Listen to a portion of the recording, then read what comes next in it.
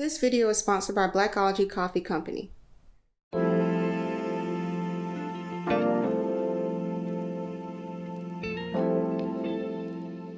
Hey, what's up, everybody? My name is Angela, and today on the Honey and Hustle podcast, I have Ariel Smith. She is the creator and host of the Food Truck Scholar podcast, an incredible podcast about food trucking and all the great things about that. And she's also a PhD candidate in American Studies at Purdue University. Hey, Ariel, how's it going? Hey, Angela, it's so great for you to have me. Thank you so much. Thank you for being here. So I love eating at food trucks, right? But I also recognize that there are a lot of people who still have not had the pleasure of dining at a food truck. I know. You gotta come on. What you waiting on? In 2020, the year that you can do anything. There are no rules. Curbside. Contactless. Come on now. To-go orders, like straight out the gate. So what inspired you to really shine a light on food trucks and what they bring to the dining experience? Oh man, I get this question a lot, and at the core of it, I'm a foodie, okay? I talk about this in my intro on my podcast because a lot of people say, like, who is the food truck scholar? Why do you call yourself a food truck scholar? Well, look, I'm an OG of foodie. I had the Easy Bake Oven. I had the Chuck E. Cheese pizza oven. I had the Baskin Robbins ice cream maker, the ice cream cake maker. You name it, I had it. I realized part of it was because I was a foodie. The other part of it was because I was raised by a foodie, my great aunt. And so later on down the line, I realized that she wasn't necessarily buying those kits for me as much as it was herself, and I was the token for that, and that's okay. We had a great time with food, but she always was a person that loved food and loved street vending. I can be, I'm thinking about myself as a child, how we would always go to the farmers market on Saturdays, and then from Birmingham, Alabama. So there's an underpass, like you're going towards the east side of town where the main post office is, and there used to be a farmer's market right under the viaducts, right under the highway. And then it moved to Finley Boulevard on the west side of town. So my Birminghamians know what I'm talking about. And we would go there after work. She was a early childhood educator. We would go there after work. We would go there on Saturdays. And so I've always loved the farmer's market. I've always loved street vending. And when her favorite farmer was no longer at the farmer's market and he started selling his watermelons and his fruits, vegetables, all of that stuff at a gas station, we found him and we started patronizing him there. She's always celebrated street vendors, Easter baskets, like all that type of stuff. We did that. So I'm not a stranger to the whole world of street vending. But I remember very specifically a couple of moments. One, I'm a graduate of UAB, go Blazers, and so our student center, RIP to the HUC, best student center there was, they tore that down, and in the process of rebuilding, they started bringing in food trucks. So I got a chance to get put on to like Sauce and a lot of other great food trucks out there. So that was one thing. Second thing that happened was my pastor. He was being made fun of because he hadn't had Travis truck. And if you are a Birminghamian, you must have Travis Chicago style food truck known for his Polish sausages. And so he was like, all right, y'all ain't gonna make fun of me no more about Travis truck. So he brought Travis to the church. Now, I didn't want to admit that I didn't have Travis either before that point. So, we were kindred spirits in that way. And so I had Travis, my life was changed. And my mom was like, well, I had Travis as a child. Like, but you didn't bring it to me. Yeah. So I was just fascinated by it. So ever since that moment, I had to have Travis. I was searching for other food trucks, trying to get to know what they were doing. So that's how it came about for me personally as a food truck foodie.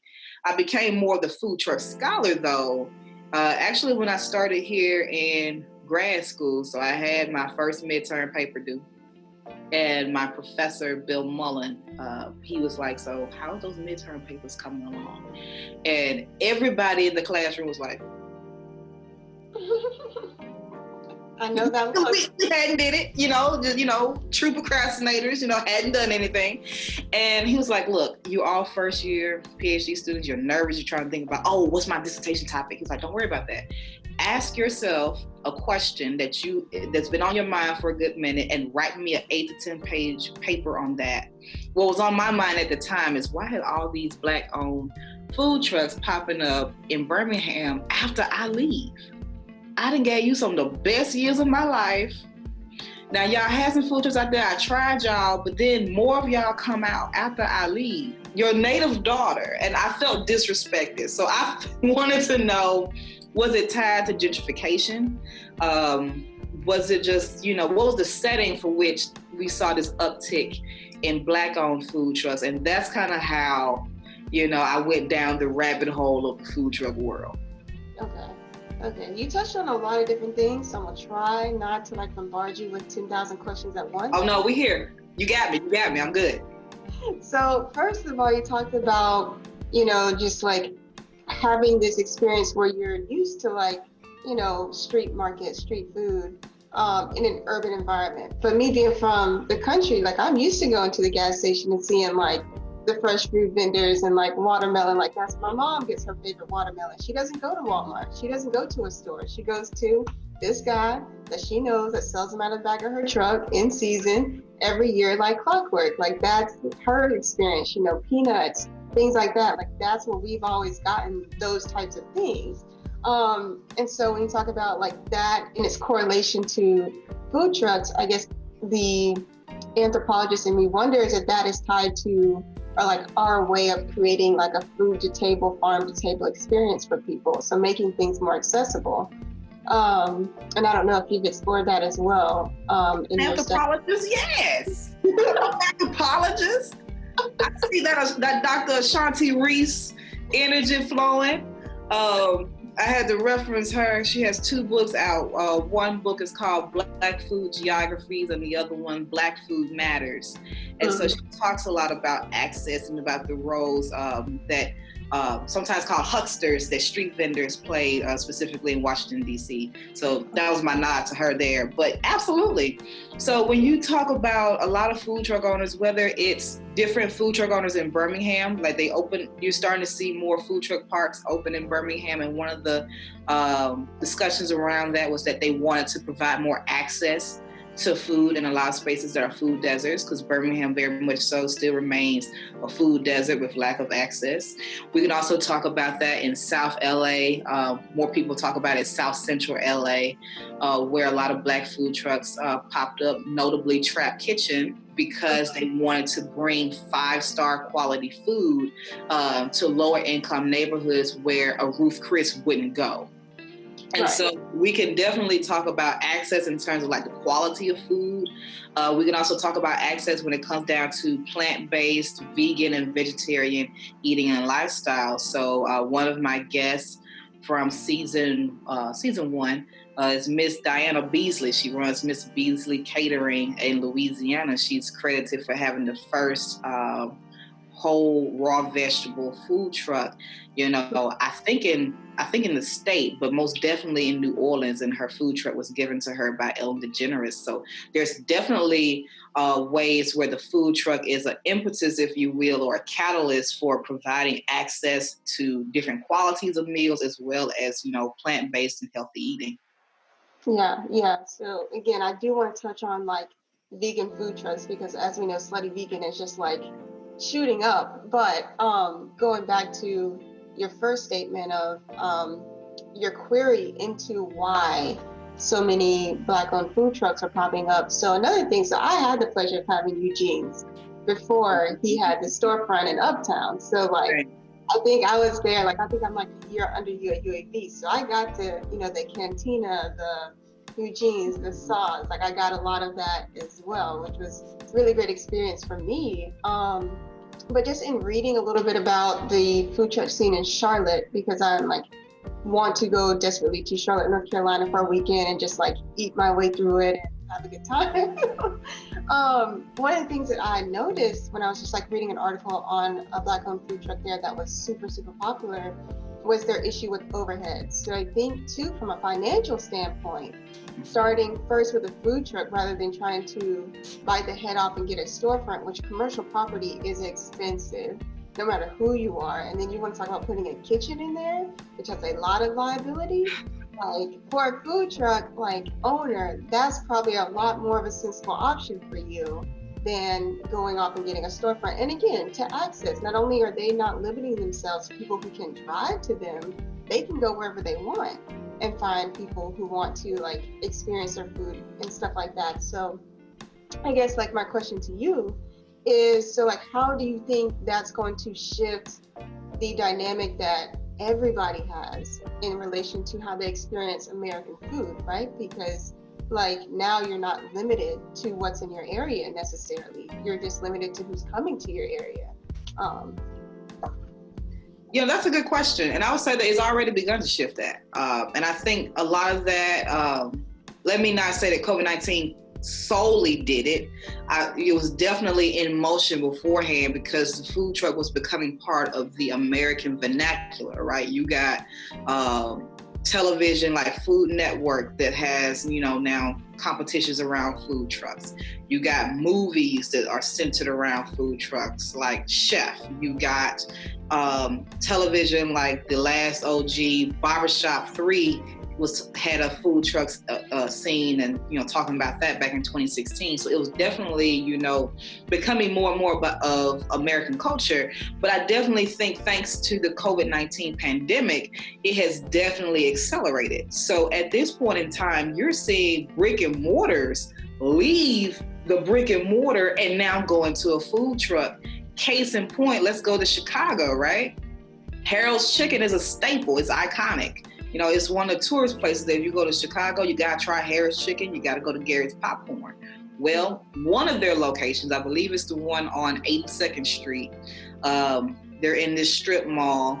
The owner of that strip mall wanted to raise the rent. I think it was something astronomical, like $10,000 a month plus a % of annual sales.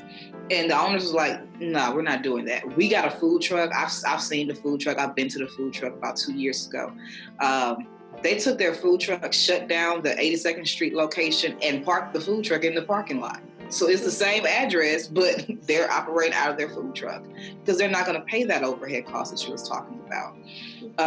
We also saw people leave early on in COVID, like in Oklahoma City, people who were food truck owners transition into a brick and mortar. We saw them pull that food truck back out because why? It was, as you just said, it's mobile. They can go to the audience, and this was very critical when we was at the height of quarantining and people could not, go outside. They was able to go straight to the neighborhoods the way the popsicle man, the ice cream man used to do. They was keeping that type of energy going on. It's also about being able to do something that is contactless for the most part, or, curbside. I'm not going to say gone are the days of in-person dining. Absolutely not. But we're going to have to rethink Friday night dining. We're going to have to rethink what fine dining means in many cases, because you have a lot of food truck owners that have very upscale plating techniques, on a food truck. So it's going to revolutionize what we think of as good food. It's revolutionizing what we think as gourmet food. And it's already have begun to revolutionize the American dining experience. And I think it's only going to grow from there. Just to give you a snapshot about the money part of the industry before COVID, at the close of 2017, it was estimated to be a $2.7 billion industry. That was just 3 years ago. Then March of 2018, the Department of Commerce for the federal government, they released for the first time a report about food trucks, because until then, it really wasn't on their radar like that. So from that moment of time up until now, where we're seeing that food trucks were the ones that, they didn't get out scot-free from this pandemic, but they were able to pivot in ways that I think brick and mortars were not able to for the most part. We have to revisit this model about what is a stable food and beverage model in the time of COVID and post-COVID. Yeah, I agree with that. I think like you said, and this is the way I feel in general about this pandemic, I don't think that the things in this pandemic that are happening in terms of the economy, in terms of the way people are doing business, is anything unique. I think it's just a pressure cooker situation. When everything hits the fan, like, it's going to speed up things that were naturally going to happen anyway if there were no like plans in place. And so like with the food truck revolution and augmentation of people dining at food trucks because they are safe, more safe than sitting inside. You can get them to go, get them contactless. They're somewhat more accessible in that they can come to you. Like we're seeing that was something that was probably going to happen anyway, but it just made it happen a lot faster because they had no choice. And so, sorry. Oh no, I was just gonna say something because like it's funny how you had the conversation about like, you know, in some ways it's safer because, you know, what people have really critiqued the food truck with and have been very skeptical with is the whole notion of safety. Is it clean? Is it sanitary? You know, food trucks in many cases, you know, there's still, as you said, many people have not eaten from a food truck. It still has that connotation in some spaces as being roach coaches, right? And, you know, we can keep it 100 and know that there are some food trucks that do not have clean practices, just like you have brick and mortars that don't have clean practices. Ask the dishwasher at a brick and mortar restaurant. Ask somebody that used to work at a restaurant, fast food, even a 5 scale, and they can tell you, like, you know, there are some things that happen behind the scenes that'll make you be like, I don't know if I'm going to go here again. But, you know, the food truck often gets that knock because people just see it rolling down the street. They see it posted. And, you know, there's a lot of different conversations and nuances to that argument that we have to make that we can't really do all here. But ultimately, one of the things that is pushing us to do is rethink, you know, food trucks and their viability as a clean, sanitary option for food. Yeah, I agree with that 1,000%. Like, I completely forgot about the like roach coaches comment. I mean, but I feel like that was just so before our time. I think like by the time that I had started experiencing food trucks, that was the last thing on my mind because they also have safety ratings and health scores that they have to put on display for customers, just like a brick and mortar. So I mean, like this, I don't know, somewhat maybe subliminal or subconscious assertion that you don't feel safe eating there, to me was just kind of like, I mean, let's talk to your favorite McDonald's when you drive through and see what their health score rating is. You know what I mean? Like, two could play that game if that's what we want to do, but, you know. Yeah, but, you know, for some people, it's not so much subliminal, you know. Sometimes they may have grown up with the food truck and, you know, just like a brick and mortar, just like it may in other business sectors as well, you know, you may have some that aren't really doing what they're supposed to be doing. And so that kind of taints the image a person may have about the whole industry, when in actuality, food trucks do have to go through the health department. They do have to have inspections. When you have a food truck festival, the health department does have to come out and inspect that. You do have to get permits for that. You can get a surprise inspection on a food truck, just like a brick and mortar. Some people wonder, is that even possible because of locations? But you have to think about the fact that even though they're not in a fixed location, more often than not, they do have to communicate where they are in social, you know, on social media. So all you gotta do is follow that truck and be like, okay, boom, you're gonna be here from 11 to 3. Okay, now it's time for a surprise inspection. So those are things that can happen, and they do happen. I was in Indianapolis at a food truck festival, and the health department was in full force. It was at least 8 of them out there with their clipboards, and they're going through and they're checking things. So like, no, this is a space, especially in the midst of the COVID-19 pandemic. People are not playing for the most part. So yeah, it is something that I feel now is not as salient as it was back then. But it still is a topic for conversation. But I do think that this is going to be an opportunity for us to challenge that stigma, or at least try to work past it.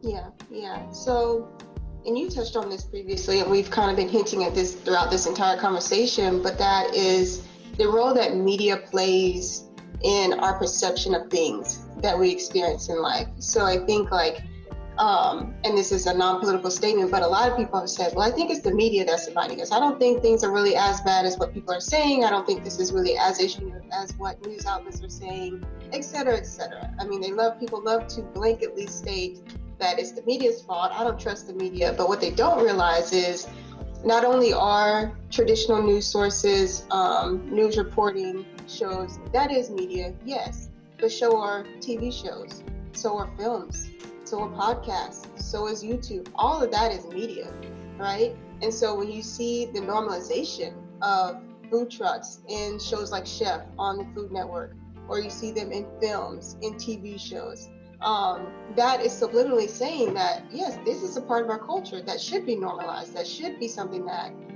or not should be, but is something that people experience on a regular basis.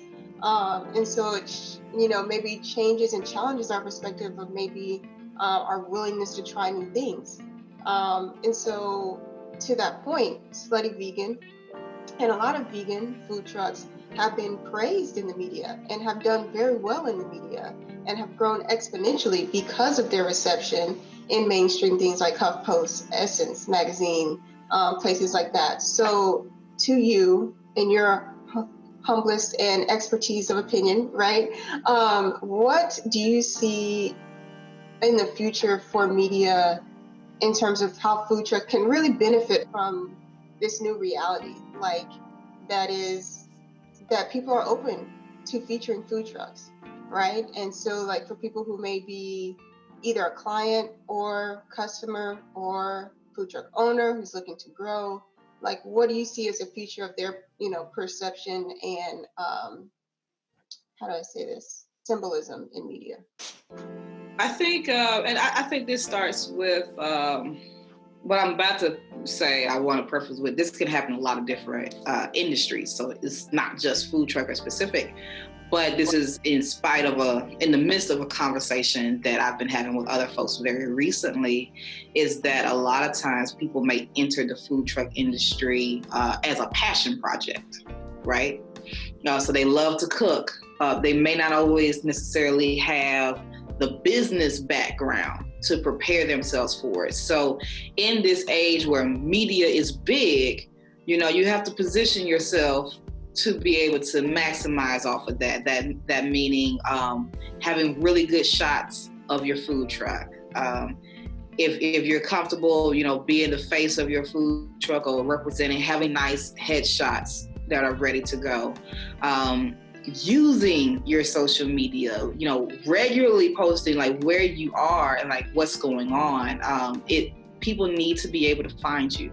If it is hard for people to find you, then you're not going to really get a whole lot of folks unless your whole, allure or part of your whole brand is that only the folks that are in the know are the folks that are in the know. But, in those situations, I also think it is the job, in my case, because, we're both media folks, and my dissertation actually specifically focuses on Black representation in media in the food truck industry.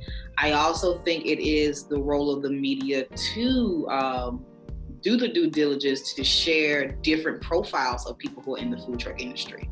So like we have movies like Chef, we have television series like The Last OG, we got movies like Barbershop 3.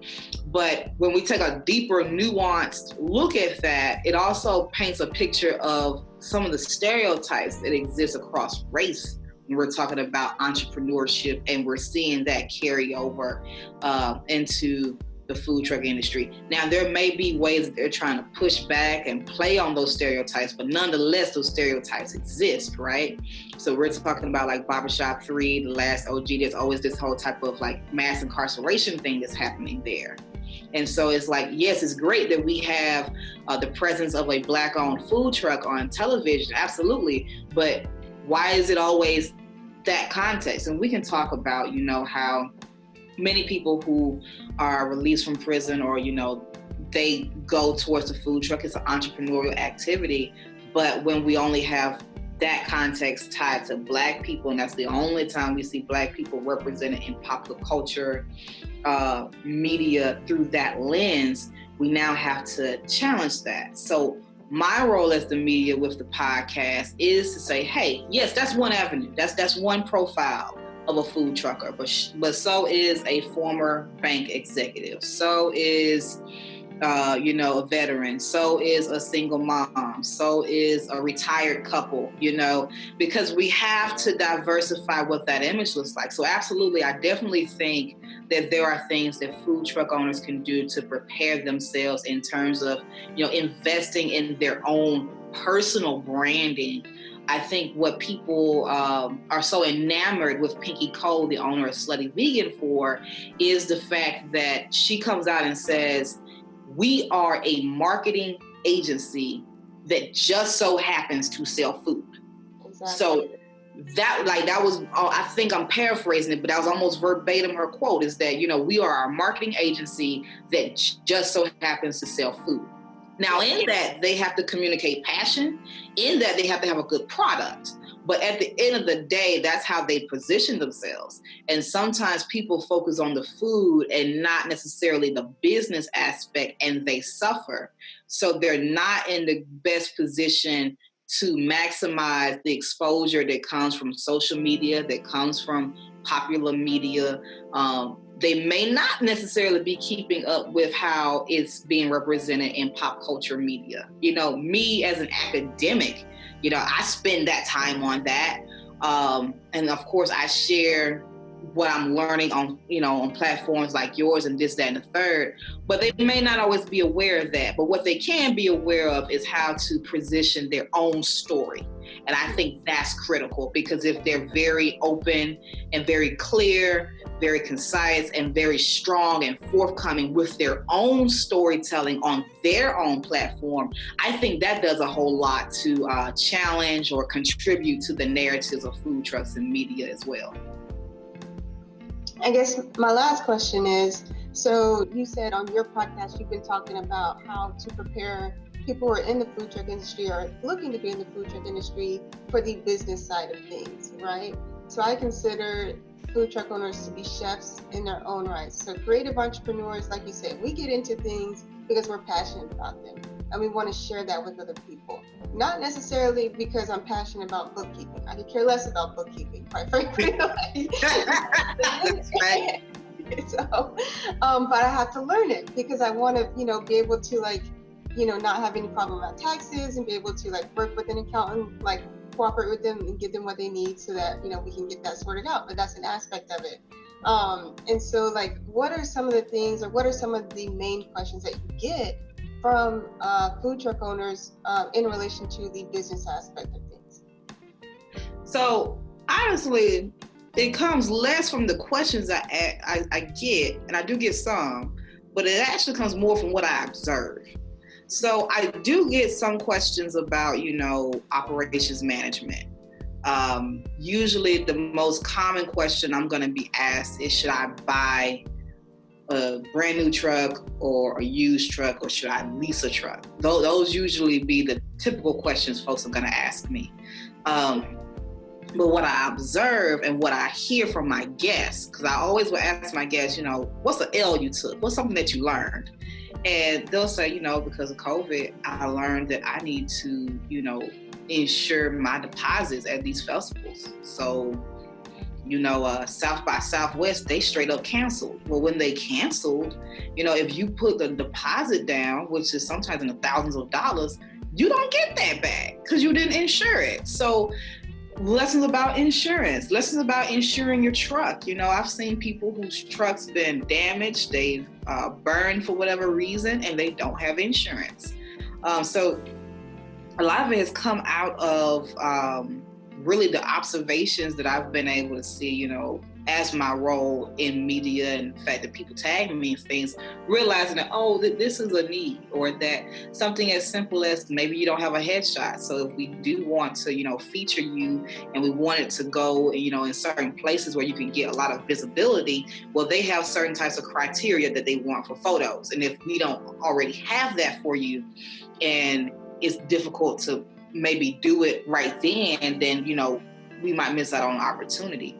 So what I'm trying to do now is partner with like-minded individuals who see that this is a need for the industry and are willing to, provide those resources as well as, provide the information of why it's necessary so that we can have webinars, we can do episodes together. So I'm bringing on people on my show who build food trucks, who talk about like, hey, this is the things that you should look for, that are good people, that are reputable, so that you don't, spend $60,000 on a truck that doesn't materialize.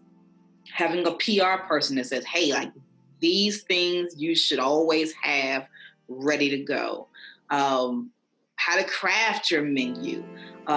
The fact that you need insurance. I'm very grateful for the fact that many of my food truck owners, they come from different spaces in corporate. So there's like, okay, I have this marketing thing because that was my background, or I was a business person. So I'm able to draw that expertise out of them and say, okay, now how did your background prepare you for the food truck industry, and what were you blindsided by?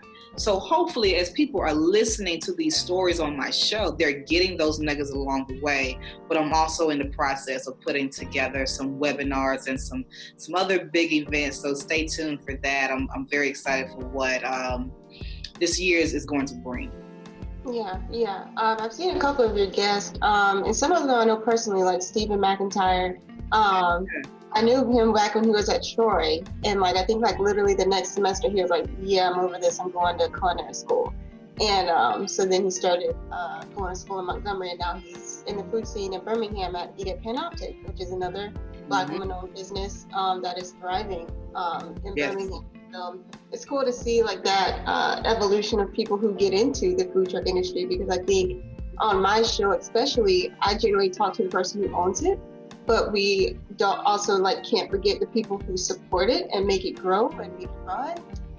Because just like with Pinky Cole and Slutty Vegan, she's the face of it, but the chef that she's had that's helped her craft the menu has been with her since day one, you know what I mean? And so without her, they're almost that is also a very big part of Slutty Vegan's menu and appeal, is they know they expect a great culinary experience that this chef has crafted with Pinky. So I just think that's cool to see as well. But I just want to say this is a great time for a lot of food trucks. And not just because I'm from Birmingham, but because it's true. Birmingham has some of the best food trucks in this country. And this is a great time for Birmingham food trucks, and even more specifically, Black Birmingham food trucks. We're seeing Underground Vegan, which is Birmingham's own plant-based vegan food truck, came on the scene, maybe a few months ago, and they're already announcing a brick and mortar for 2021. We're seeing All Shucks is amazing at what they're doing. Eat at Panoptic has been making waves since they debuted. Simone's Kitchen ATL is doing great. Hollywood Grill has 2 trucks. Granny's Fish and Grits was on Food Network. They have another trailer. I think they're making plans to expand even further. So, this is a very, very great time for a lot of food truck owners. And, there is a lot of growth that's happening. I think we know Slutty Vegan because she was the #1 food truck of 2019. I mean, the things that she does is absolute goals, and the way that she has structured her marketing proposition and whatnot. But at the same time, even if you don't have her notoriety, there are still, practical steps that you can do that can put yourself in a very great position. And there are so many Birmingham food trucks and food trucks in Indianapolis and in West Lafayette and California, Durham, like Bariqua Soul, that are just doing amazing work in how they have structured their business. And so, there are people at every level and every phase that have really, done amazing work and have, put the work in, and now we're seeing it. Yeah, I agree. And again, this goes back to, like I said, my first 2 food truck experiences were Eugene's and Cantina. So minority-owned food trucks that have thriving brick and mortars, but majority of people don't know them for their brick and mortars. They know them for the food truck. Sure. So yeah, and I think too, again, this goes back to how people define success. Like, yes, I keep pointing to Pinky Cole because she's just like the first person that pops in my Yep, mind. Because she is. but She like, nailed that. She has nailed that. yeah, she understands the value of media. But like, Yeah. also, like Barriqua Soul, that's what I had for my birthday dinner. So like, Yes. you know what I'm saying? So it's just like you don't have to be this like, you know, whatever big name, whatever to be successful and have your own measure of success. And so like, you just have to have. I'm jealous that you had Barriqua Soul for your birthday. Like, Yep. I'm glad that you said this like near the end. I probably wouldn't talk to you for the rest of it because I'm jealous. You know, I love their empanadas. Soul Fresh spring rolls. Justice McGee, you gotta try his mac and cheese. You gotta try it if you have it. I'm very jealous of you right now. I love you and I'm jealous of you at the same time. It was so good. It was perfect. And then Big C Waffles, I don't know if you've heard of him, but he's like literally not even a mile from my apartment. What's his name? Big C Waffles. Yeah. I have. Granny's Fish and Grits, they told me about him. You gotta check him out. He's really good. There's some banging good chicken and waffles. Amazing food. See, I just need outside to open up and then I can, you know, roam the streets as I want. Safely and contactlessly, first of all. So. Well, you know, one of the things is that our travel, you know, through Purdue has been frozen quite a bit. So when it comes down to like travel funds and whatnot, that has been, you know, very different. So, you know, the good thing is that I was able to collect my data before COVID happened. Normally, when you go through the process, you do your coursework, then you take your exams, and then you start collecting data. I kind of did mine concurrently with coursework. So had I not done that, I really wouldn't be able to present, you know, the work that I have now and be on your show and talk about what I found. But, you know, so hopefully, you know, we can get back in my Kia soon, roll down the streets, grab me some empanadas from Terriana and Frederick over there. I would love to be able to do that sometime soon. Yeah. You let me know when you're coming this way and we can eat through town together. You know what I'm saying? Yeah, Charlotte, wherever. You know, I can get in the Infinity, I can meet the Kia. We can do that. You know what I'm saying? When it's safe, okay? Love it. We got to do that. That's a thing. We also got to, you know, travel a little bit out of North Carolina. I got to get to Charleston. Too. I got to get there too. There's a whole collective of food trucks out there that I got to check out. There's one called Braised in the South. It's all about. So we got to see. We got to see about them. There's one that's all about gelato, and you know, I like some gelato. So, you know, we're gonna have to. If you're rolling with me, you don't know where you're gonna end up at, but just know that you're gonna end up at a food truck. You just don't know where. It's okay. Charleston is fine. I went to Charleston one time, but it was like rainy, so there wasn't really like beach time on my end. So I'm good to go back when the weather is nice and we can eat good and have a good time. I'm here for it. So that sounds like a plan. Yeah. I think we're doing the Food Truck Scholar road trip, Honey and Hustle. We all up in here, and hey, we might need to record an episode while we eat. You know, hey, that might be the thing. It's only right, you know. We got to give the review and the interview. You know what I'm saying? As we proceed to give them what we need.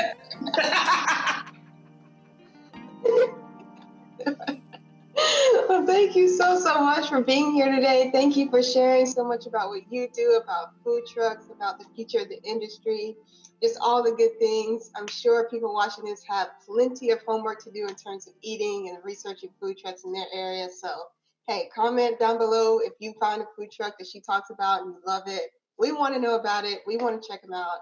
And we will see you guys in the next episode. I'll link her social media so you can keep up with her podcast. And Yes. Thank you so much. I appreciate you so much. Thank you for inviting me on your platform. And I just want to say thank you for all of the work that you're doing to celebrate chefs and other entrepreneurs across this country. You know, your work is very much needed and definitely inspiring. So thank you so much for all the work that you're doing. Thank you.